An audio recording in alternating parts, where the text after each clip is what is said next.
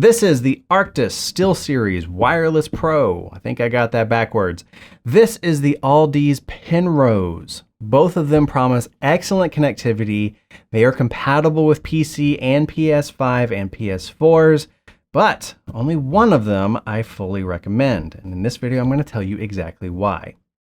If you are new to this channel, I focus on gaming performance, so click that subscribe button if you would like to learn how to improve yours. Additionally, and a very important note here, I purchased these outright, own money. I have actually used them for a significant amount of time in both a gaming, communication, and work standpoint. I know their weaknesses and I know their pluses. So I am trying to give you my full opinion. And yeah, it might not be a good opinion, but at least I took the time to make one. Now, both of these headsets use a 2.4 gigahertz standard. Also, they both have Bluetooth 4.1 versus 5.0. Both of them have auxiliary inputs, both on the headsets, but SteelSeries also has one here on their DAC. This little box is responsible for a lot of the SteelSeries magic. On both of these, PS5 support is provided via a USB. In the instance of the SteelSeries, it's simply a cable. In the instance of the Penrose, it is this little dongle. There are some significant differences here when it comes to the connection. Range. On the Penrose, I could get about 10 feet. On the SteelSeries, I can walk around my entire house. And I'm not saying that figuratively. I can literally go from the basement where all of this is to the second floor and still maintain a conversation and listen to people's audios. I can go to the kitchen, prepare dinner. That wasn't supposed to happen. Prepare dinner. And I've even gone outside and grilled on my back porch. Still connected. The range on these is incredible, and that makes 10 feet really hard to stomach. Now, to Penrose's credit, they blame it on the dongle. They tell you don't connect this to 3.0. They tell you don't have this near Bluetooth sources or Wi-Fi sources. Best to connect this to an external USB hub that is away from your main machine.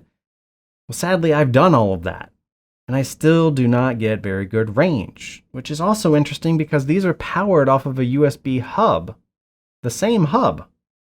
So they're able to draw the same amount of energy, but they don't. That, to me, is a big deal, especially in this post-COVID world. If we were pre-COVID, I might be the oddball walking around his house, but now we might all be doing it, at least for a decent amount of time, hybrid workforces and all of that jazz. Arctis Pro also includes a Toslink. Now, this is important if you want to connect to a PS4 or if you want to connect to your PC via the Toslink. Optical is also what that might be called. Also has optical out that allows you to go out to another receiver. So they have a lot of different connections right here on this box that frees you up and maintains a completely wireless connection here. So ultimately that means the Arctis wins when it comes to connections. But what about battery life and charging?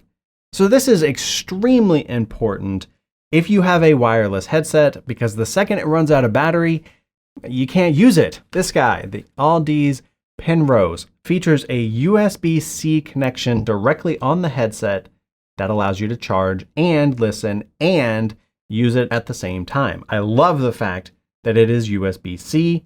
I am so tired of seeing things that are micro USB at this point. Let's just all move on to the new standard so that I don't need to carry around 4 different cables. Thank you, Apple. Battery life on these is 14 hours, which is pretty good. They're rated for 15 odd hours. I got a pretty good steady 14 out of them almost every time I used them. Charging time about 3 hours on those.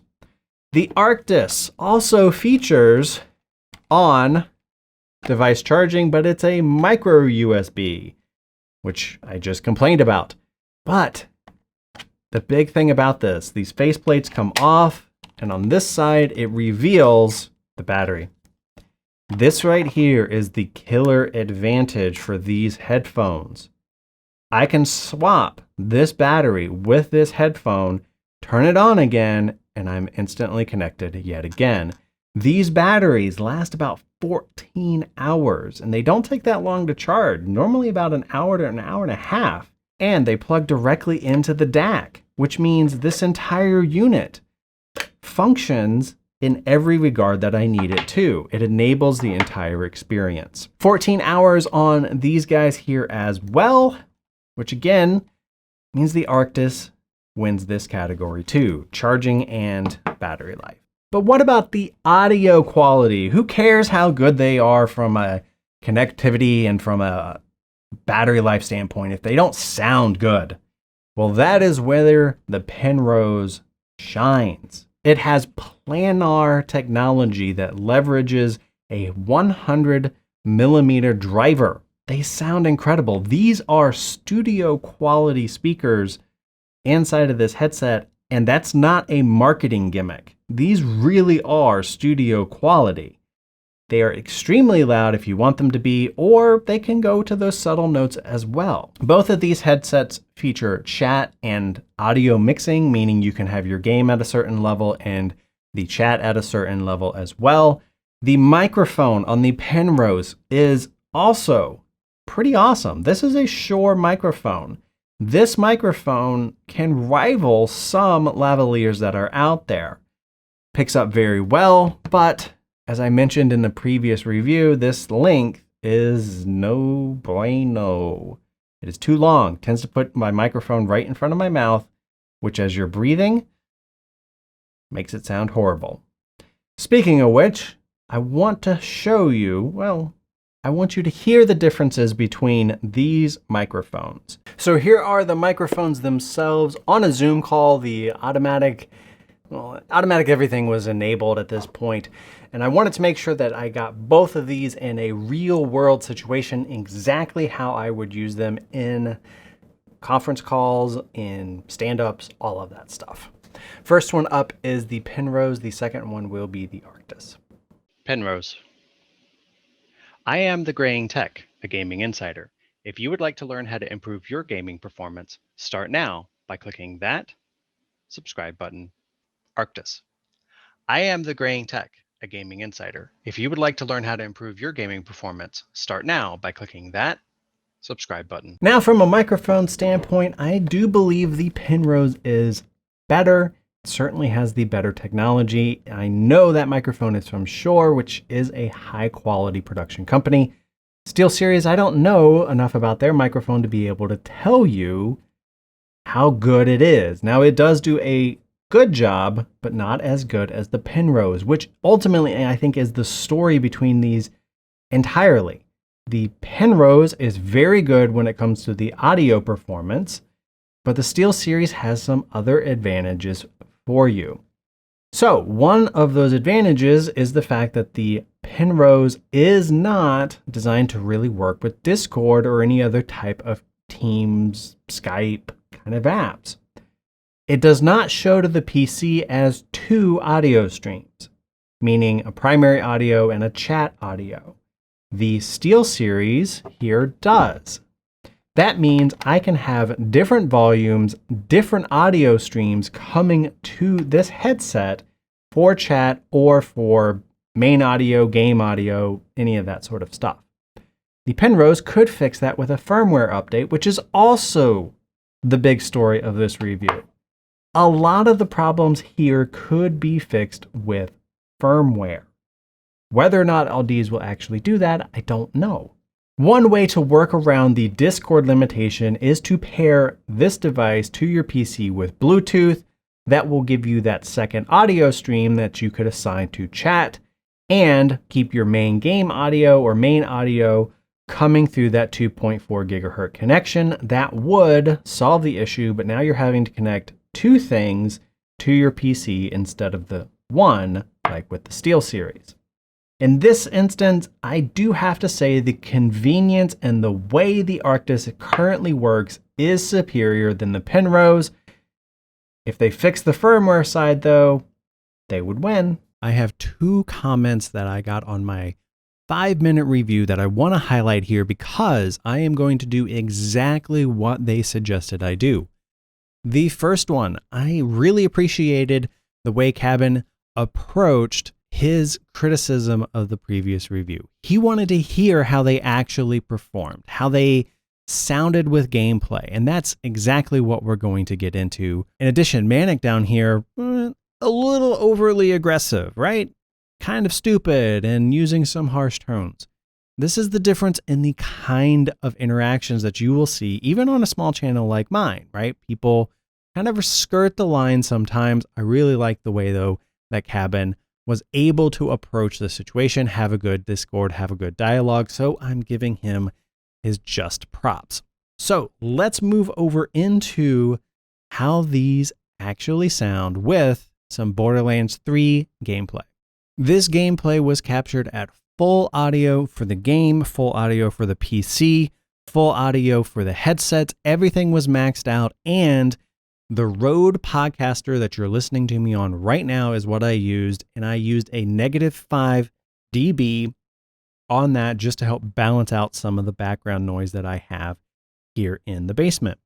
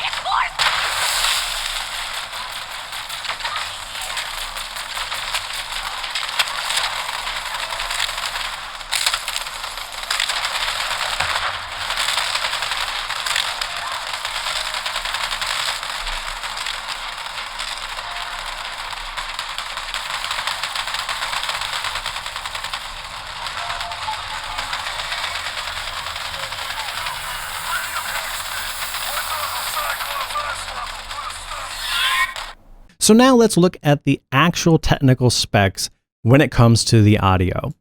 The Audeze is here on the left-hand side. At least I hope it's the left-hand side on the screen. right-hand side of the screen, we have the Steelseries Arctis Pro Wireless. There! I finally said its name proper. So we are interpreting these numbers in this way. You have 100 millimeter drivers on the Penrose. You have 44 millimeter drivers on the Steelseries. The Steelseries has a maximum volume sensitivity range of just under 120 decibels, while the Steelseries is 102. And then we have the total harmonic distortion, which is this THD, which you can see right here, is less than 0.1% on the Audeze and under 1% on the Steelseries. The biggest thing to call out, though, is this frequency range. We have extra higher end sound that is capable of being delivered here by the Penrose. So not only do we have larger drivers, they are more sensitive when it comes to louder, tingier, higher pitched sounds. The lower the frequency, the more bass that's going to be. The higher the frequency, the more tenor that's going to be. So if you think about a gunshot, the gunshot itself is going to be very bassy up front, but by the time it gets in the distance, it actually might be more tingy in nature. So this could help you detect further away shots or further away interactions when it comes to the Penrose side of things. And the output from the drivers themselves is amazing. One drawback here to the Penrose, I ended up getting what I can only describe as a waveform interference on the left side driver. Now, this could be the air pressure problem that can affect planar headsets. You have to be very careful when you put them on, but even adjusting for air pressure, I would still get it on a regular basis. The microphone on the Steelseries has a bit of a hiss to it. So if you're not muted, it can become a problem. Lastly, both of these do feature a mute capability for your audio directly on the headset, which I think is extremely important. Never trust software mutes. In this instance, the Penrose is top dog for audio. Well, all of that is said and done, but what about comfort? If you can't wear the things for more than an hour, who cares? They're not worth it at that point. Well, I'm happy to say both of these are pretty comfortable headsets by and large. The Penrose here features a very nice rubber-topped headphone section, adjustable couplings here on the sides, and I found it to have a good balance between being snug, but actually well balanced on your head. It cups the ear very well, and it feels very comfortable to wear, at least for me. Your mileage, of course, may vary. The Arctis, which I've had for some time, I have replaced these ear cups at least twice, and they are coming due for another one. Why? These guys run hot. You will have perspiration going onto your ear cups with this Arctis device. There are no ventilation, there's no open form. This is designed to keep noise out, but that keeps heat inside. This head strap here, I had never found a great position for it despite many years of use. While it's okay, it does tend to leave a notch in my hair, a notch in my head sometimes if I wear it too much, and it just never quite reaches the balance point that I found here with the Penrose. So ultimately, the Penrose is the winner when it comes to comfort. So ultimately, who wins? Who should get your $330 now in the case of the Steelseries dollars, even more in Australia and Europe? Well, if you are a PS5 only household and you are only going to connect this to your PS5, this is the ultimate high-end, ultra premium headset that you should get for your PS5. It's pretty much unquestionable that this right here is the one you should get. This supports 3D audio directly in the Sony interface. It supports chat mixing directly in the Sony interface as well.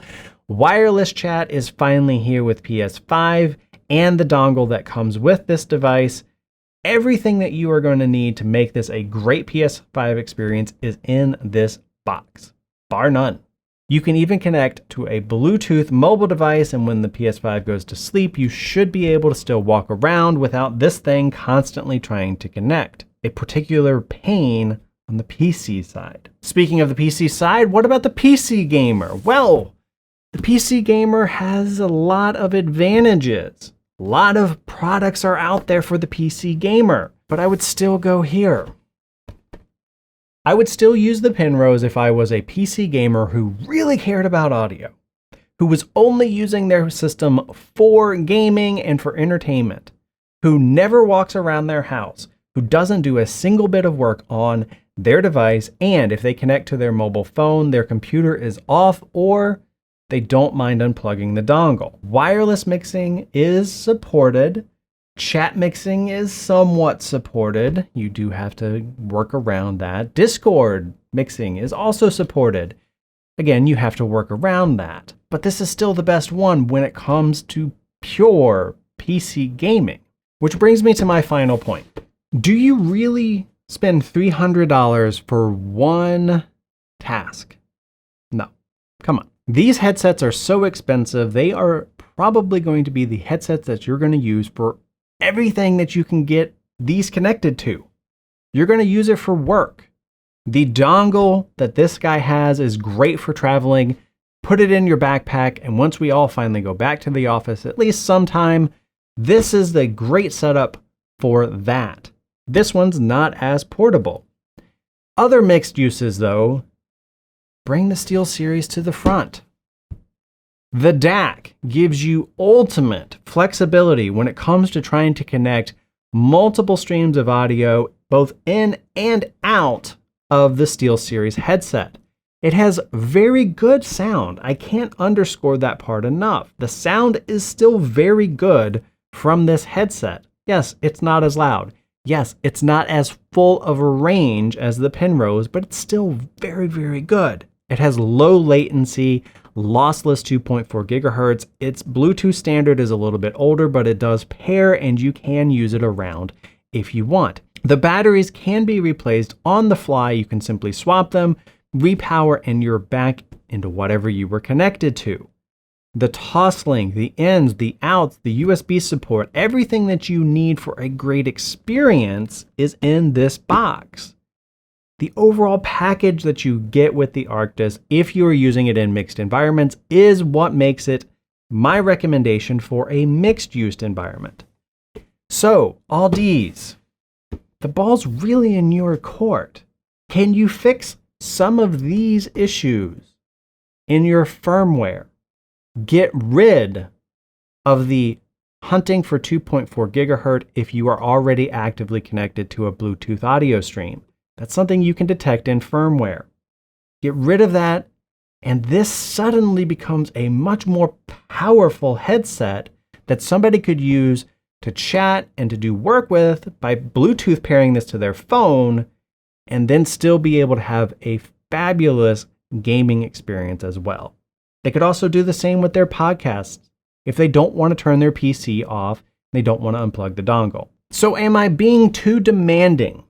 Is this notion of a mixed use post-COVID world just something that doesn't resonate with you? Am I being, well, let's just say, it's not the first time I've heard my expectations are too high and maybe unrealistic. So what do you think? Comment down below. Which of these would you get? Which of these do you think meets your needs? And most importantly, I still don't know if I'm going to keep these. I have an RMA ready. I've reached out to Audeze about the firmware items that I really hope that they're going to fix, but I don't know if I should just return these and hope for the best later down the road. Maybe SteelSeries replaces this with something else. Maybe. Or do I keep them and put a little faith in Audeze to fix these issues and just kind of get over some of the current quirks that I have to work through? Again, comment down below.